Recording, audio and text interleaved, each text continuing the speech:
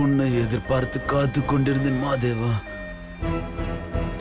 உனக்கு ஒரு செய்தி கொண்டு வந்திருக்கிறேன் மாதேவா. ஆபத்து உன்னை நெருங்கி கொண்டிருக்கிறது மாதேவா, நெருங்கி கொண்டிருக்கிறது.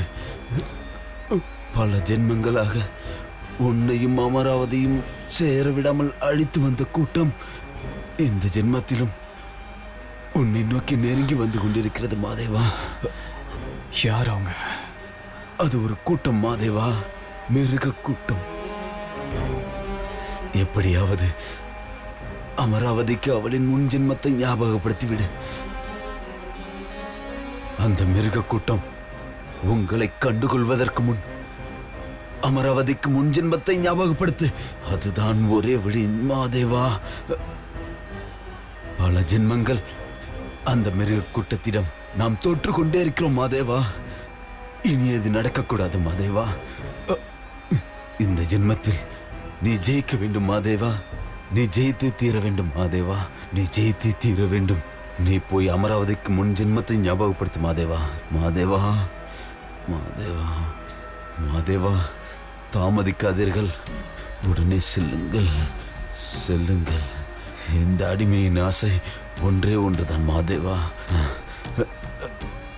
அமராவதியின் கழுத்தில் நீ மாலை சூட வேண்டும் மாதேவா, விரைவாக சூட வேண்டும்.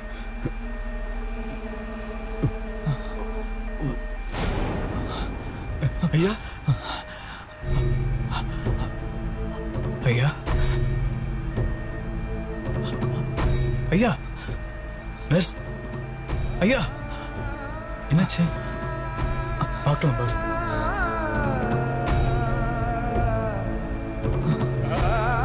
இறந்துட்டாரு சார்.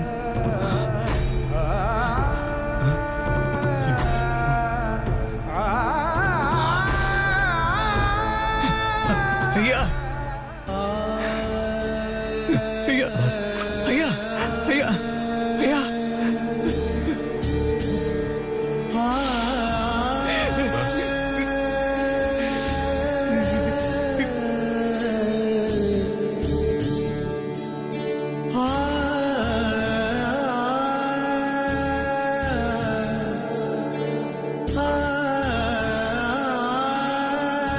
பாஸ்.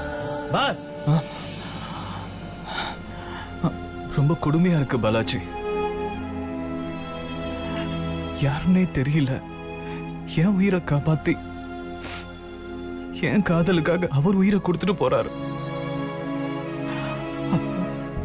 ஆனா நான் உயிரோட இருந்தோம் என் எதிரில் இருக்கிற அமராவதிக்கு என்னால அவளோட முன்ஜென்மத்தை புரிய வைக்க முடியாம அப்படியே திண்டாடிக்கிட்டு இருக்கேன். என் காதலுக்காக நான் தியாகம் பண்ணலாம், ஆனா யாருன்னே தெரியாத இந்த மாதிரி விசுவாசிகள் தியாகம் பண்ணும்போது என்னால ஏத்துக்க முடியல பாலாஜி. என் காதலுக்காக நான் உயிரை விடலாம், வேற எந்த உயிரும் போகக்கூடாது. ஆனா அமராவதிக்கு எப்படி முன்ஜென்மத்தை புரிய வைக்கிறதுன்னு எனக்கு தெரியல பாலாஜி. பாஸ், அதுக்கு ஒரு வழி கிடைச்சிருச்சு. 2 நாளைக்கு முன்னாடி ஆன்லைன்ல ஒரு ஆர்டிகல் படிச்சேன் பாஸ். ஒருத்தர் முன்ஜென்மத்தை பத்தி ரொம்ப கிளியரா எழுதியிருக்கார் பாஸ். அவரை மீட் பண்ணி நம்ம பேசணும்னா எனக்கு தெரிஞ்சு நம்ம பிரச்சனைக்கு ஒரு நல்ல சொல்யூஷன் கிடைக்கும்னு நினைக்கிறேன். உடனே அவரை பார்க்கலாம். போலாம் pass.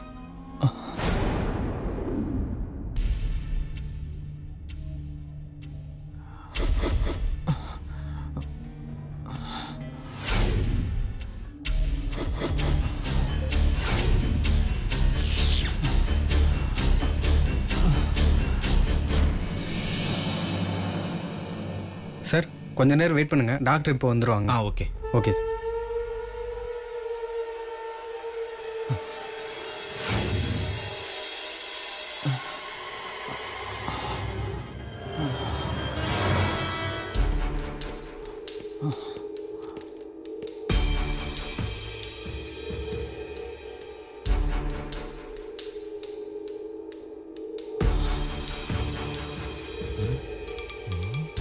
Sir. Boss boss, doctor வந்துட்டாரு. மனக்குழப்பத்தில் இருக்கும்போது ஹிப்னாட்டிக் சக்கரத்தை பார்த்தீங்கன்னா இப்படிதான் மயக்கம் வரும். டாக்டர்ஸ் அட்வைஸ் இல்லாம தொடர்ந்து பார்க்க கூடாது. Sorry doctor. I'm Rishi. Hello, சொல்லுங்க ரிஷி, உங்க பிரச்சனை என்ன? டாக்டர், எனக்கு ஒரு டவுட்டு. முன்ஜென்மத்தை பத்தி உங்களோட கருத்து என்ன டாக்டர்? Good question. மருத்துவ உலகத்தை பொறுத்தவரை அறிவியல் பூர்வமா நிரூபிக்கப்படலைன்னா அதை யாரும் நம்ப மாட்டாங்க. அப்போ முன்ஜென்மங்கிறது ஒரு கற்பனைன்னு சொல்றீங்களா? நோ நோ நோ நோ, முன்ஜென்ம கதைகள் நிரூபிக்கப்பட்டிருக்கு, அதுவும் இந்தியால. மஞ்சு சர்மா, டிட்டு சிங், அப்புறம் மிருதுலா, இவங்களோட முன்ஜென்ம சம்பவங்கள் அறிவியல் பூர்வமா நிரூபிக்கப்பட்டிருக்கு. மஞ்சு சர்மா முன்ஜென்மத்துல தான் தவறி விழுந்த கிணத்த அடையாளம் காட்டியிருக்கார். டிட்டு சிங் முன்ஜென்மத்துல தன்னை துப்பாக்கியால சுட்டு கொண்டவங்களை அடையாளம் காட்டியிருக்காங்க. மிருதுலா முன்ஜென்ம ஊருக்கு போனதும் தன்னோட முன்ஜென்ம தங்கையை அடையாளம் காட்டியிருக்காங்க. இது போல நிறைய சம்பவங்கள் உலகம் முழுக்க நடந்துகிட்டு தான் இருக்கு. டாக்டர், ஒருத்தருக்கு அவங்களோட முன்ஜென்மத்தை நாம எப்படி ஞாபகப்படுத்துறது? தன்னை அறிந்திடும் தத்துவ ஞானிகள் முன்வினையின் முடிச்சை அவிழ்ப்பார்கள், பின்வினையை பிடித்து பிசைவார்கள், எண்ணியதில் வைத்து ஈசன் அருளால் அன்றோ.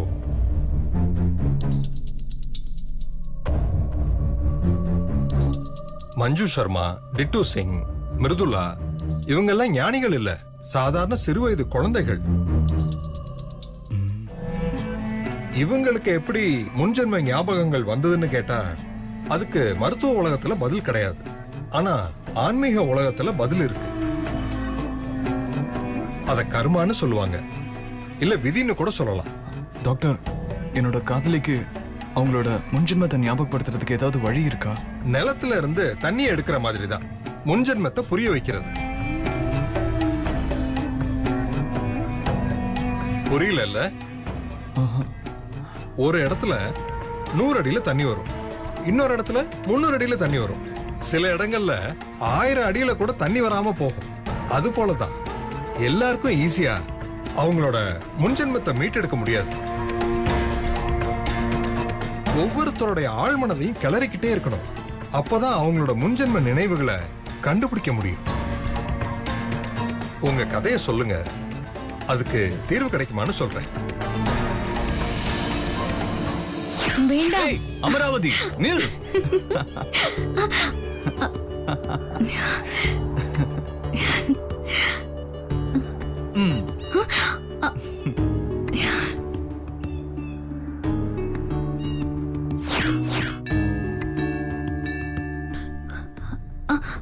எதற்கு எனக்கு அணிவிக்கிறீர்கள்? என் அண்ணன் எனக்கு அணிவித்தது ஆடம்பரம் தான், நீ எனக்கு அணிவித்ததோ அன்பு.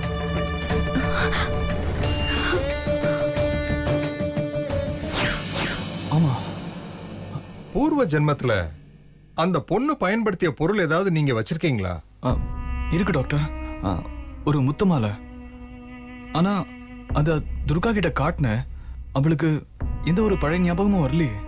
சில விஷயங்கள் ஒரு சில இடத்துல தான் நிகழும். அந்த மாதிரி போன ஜென்மத்துல எந்த இடத்துல எந்த நாள்ல அந்த பொண்ணு கிட்ட கொடுத்தீங்க? கரெக்டா பாத்தீங்கன்னா பௌர்ணமி நாள்ல சிவன் கோயில வச்சு கொடுத்தேன் டாக்டர். அதே போல ஒரு பௌர்ணமி நாள்ல அதே இடத்துல வச்சு அந்த மாலையை அவங்க கிட்ட கொடுங்க. அவங்களுக்கு முன்ஜென்ம ஞாபகம் வந்துரும், உங்களையே அடையாளம் கண்டுபிடிச்சிருவாங்க, உங்க காதலையும் புரிஞ்சுக்குவாங்க. நிஜமா இது நடக்குமா டாக்டர்? இத பாத்தீங்கன்னா உங்களுக்கு புரியும். இது மேக்னெட், இது இரும்பு. இரும்பு காந்தத்தின் ஈர்ப்பு வட்டத்துல இருக்கிறதால அது கூட போய் சேர்ந்துருச்சு. இப்போ உங்க கையை நீட்டுங்க. கை நீட்டுங்க பாஸ். இப்ப இது காந்தத்தோட போய் சேருமா? போகாது டாக்டர். ஏன்னா இது காந்தத்தோட ஈர்ப்பு வட்டத்துக்கு வெளியில இருக்கு. உங்க அமராவதியும் ஈர்ப்பு வட்டத்துக்கு வெளியில தான் இருக்காங்க. அப்புறம் எப்படி அவங்களுக்கு முன்ஜென்ம ஞாபகம் வரும்? அவங்களோட ஞாபகங்களை மீட்டெடுக்க அது சம்பந்தப்பட்ட இடத்துக்கு போனா அந்த ஞாபகத்தை ஈஸியா ஈர்க்க முடியும். நம்பிக்கையோட முன்ஜென்ம இடத்துக்கு அந்த பொண்ணை கூட்டிட்டு போங்க. வரும்போது உங்க அமராவதியா மாறி வருவா. இப்ப புரியுது டாக்டர். என் குழப்பத்துக்கு விடை கிடைச்சிருச்சு டாக்டர். ரொம்ப உச்சக்கட்ட குழப்பத்தோட உங்களை பார்க்க வந்தேன். என் குழப்பத்தெல்லாம் தீர்த்து ரொம்ப மகிழ்ச்சியான வார்த்தைகளை சொல்லியிருக்கீங்க. ரொம்ப தேங்க்ஸ் டாக்டர். டாக்டர் ஃபீஸ் எவ்வளோ? அதை ரிசப்ஷன்ல கட்டிட்டு போங்க. Okay doctor. Thank you so much thank you. Doctor. Thank you Balaji. Thank you sir. Please take care. Thank you.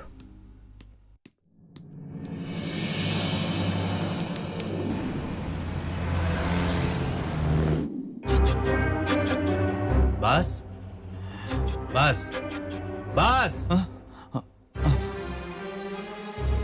அந்த முத்துமணி மாலையை ஏன்ட்ட கூட காட்டல.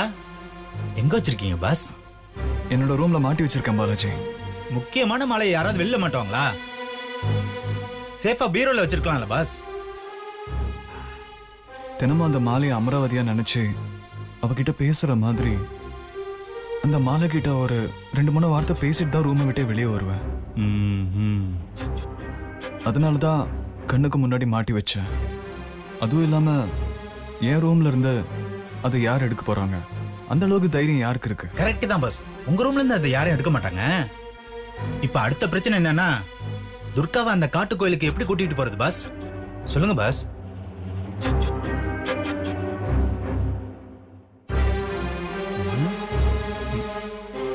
சரி பாஸ், நீங்க யோசிச்சுக்கிட்டே இருங்க. எனக்கு வேலை இருக்கு, நான் கிளம்புறேன். பை பை, நான் கிளம்புறேன்.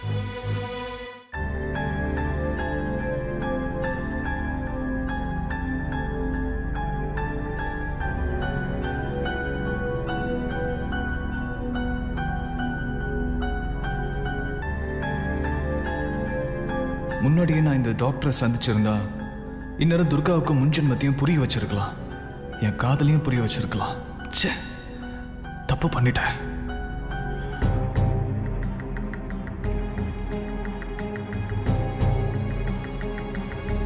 ரிஷி,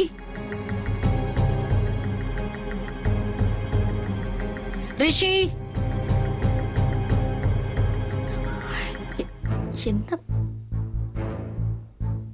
என்ன இவன் கூப்பிட கூப்பிட போய்கிட்டே இருக்கான்? முத்து மாலையை எடுக்கிறோம், முன்ஜென்மத்தை துர்காவுக்கு ஞாபகப்படுத்துறோம்.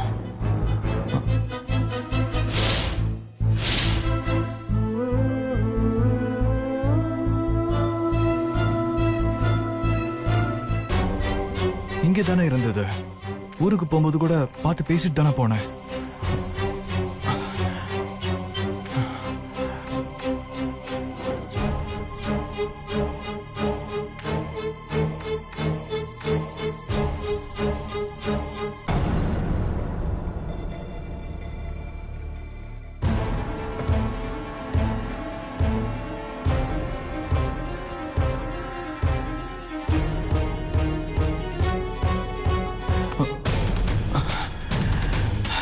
என்னது புது பிரச்சனை? முத்து மாலையை வச்சு துர்காவுக்கு ஞாபகப்படுத்த வேண்டிய நேரத்தில் அது இப்படி காணாம போயிடுச்சு. எங்க போயிருக்கோம்? யாராவது வந்து எடுத்திருப்பாங்களா? முத்துமாலை கீழே விழுந்து அதை கவனிக்காம முத்துமாலை ஏதோ வேஸ்ட்னு சொல்லி டஸ்ட்பின்ல போட்டு அதை வெளியே கொட்டிருப்பாங்களோ? கேட்டுடலாம்.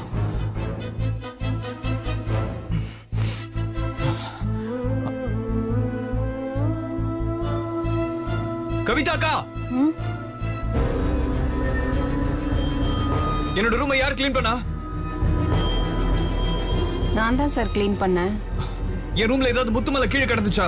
அப்படி எதுவும் நான் பார்க்கலையே. நல்லா யோசிச்சு சொல்லுங்க, கரெக்டா பாத்தீங்களா?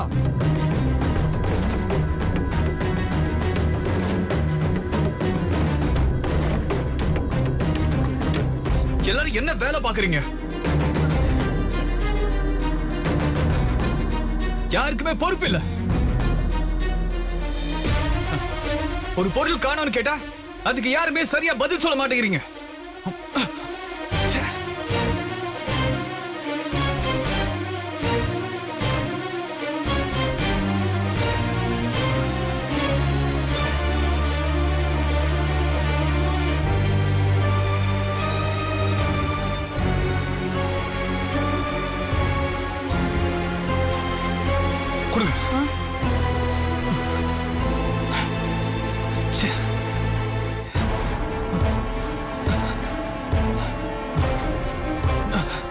ரிஷி என்ன தேடுற? முத்து மாலமா என் ரூம்ல வச்சிருந்தது மிஸ் ஆயிடுச்சுமா.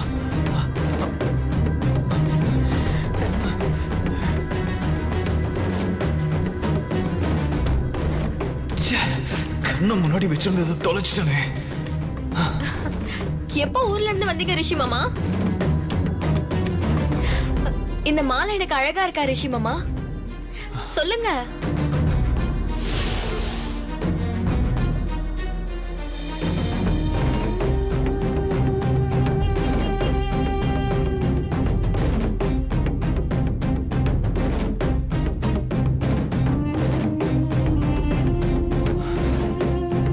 ஒண்ணு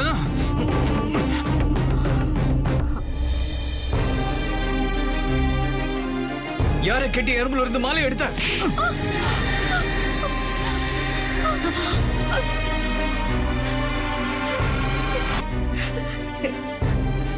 எழுந்திரி, எந்திரின்னு சொல்றல. என்னாச்சு ரிஷி? எதுக்கு இப்ப அவளை அடிச்ச? ஏன் இவ்ளோ பதட்டப்படுற? அம்மா, அது என் சென்டிமெண்ட் முத்துமாலமா. என் பர்மிஷன் இல்லாம அதை எடுத்து அவ போட்டுட்டு இருக்காமா. அவளை கோவப்படாம என்னமா பண்றது? ஏய், எழுந்திரு சொல்றல. அந்த மாலையை கொடு, கொடு. அந்த மாலையை கழட்டு. இல்ல மாமா. கழட்டுன்னு சொல்றல. இல்ல மாமா. கழட்டு. நான் கழட்ட மாட்டேன். ஏய், சொல்லிக்கிட்டே இருக்க நீ. நான் கழட்ட மாட்டேன். ஐயோ. ஏய் ரிஷி, ரிஷி.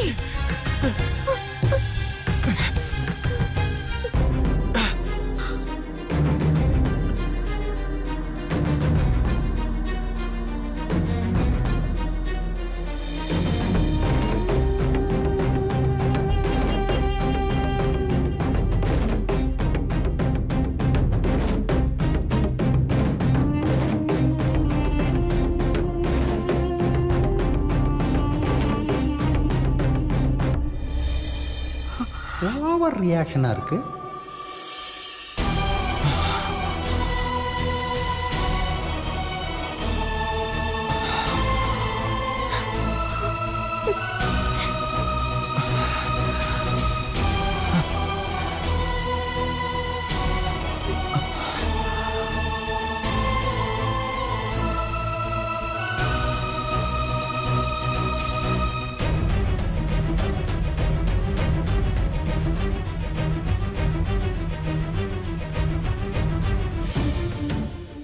ஊருக்கு போயிட்டு வந்ததுல இந்த ரிஷியோட நடவடிக்கையே சரியில்லையே.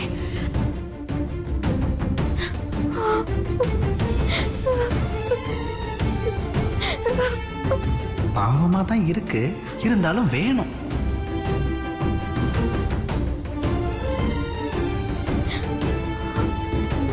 ஏன் ரிஷி இப்படி பண்ணிட்டு போறான்?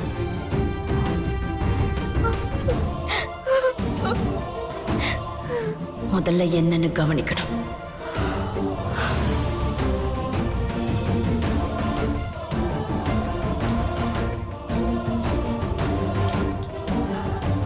என்னோட அமராவதி எனக்கு திரும்ப கிடைச்சிட்டா. இனி யாராலையும் என்கிட்ட இருந்து என்னோட அமராவதியை பிரிக்க முடியாது.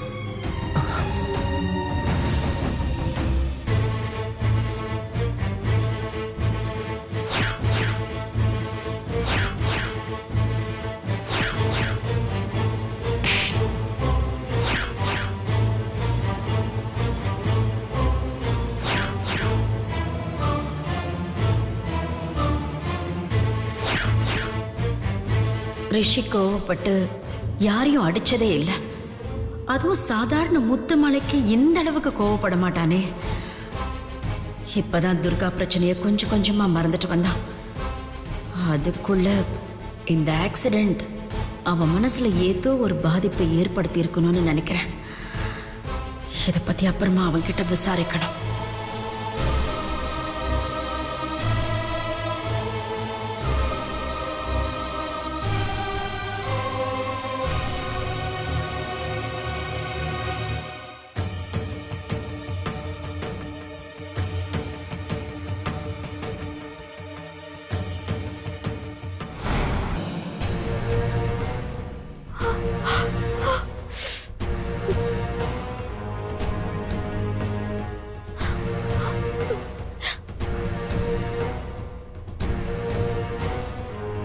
உங்க வீட்ல அடிக்கிறதுல எல்லாரும் எக்ஸ்பர்ட்டா இருக்காங்க.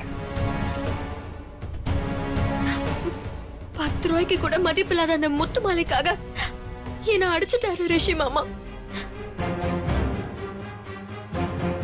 அந்த முத்து மாலையோட விலை முக்கியம் இல்ல காவேரி, அந்த மாலைக்கு பின்னாடி இருக்கிற விஷயம்தான் முக்கியம்.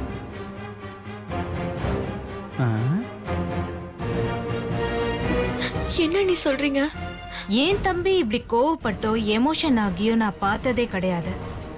செதர்ன முத்து மாலைய அவன் எப்படி பதறி போய் எடுத்தான் பாத்தியா? பாத்தா அண்ணி, தான் உடம்புல இருந்து செதறி விழுந்த இதயத்தை எடுக்கிற மாதிரி எடுத்தாரு. அந்த முத்து மாலைக்கு பின்னாடி ஏதோ ஒரு ரகசியம் இருக்கு. முதல்ல அதை கண்டுபிடிப்போம். அடுத்த கதைக்கு போறாளுங்களே. இனி ரிஷிய பயப்பட வைக்கவும் கதற விடவும் அந்த முத்து மாலையை அவன் கிட்ட இருந்து எடுத்தா மட்டும் போதும். ரிஷியோட வீக்னஸ் பாயிண்ட் கிடைச்சிருச்சு.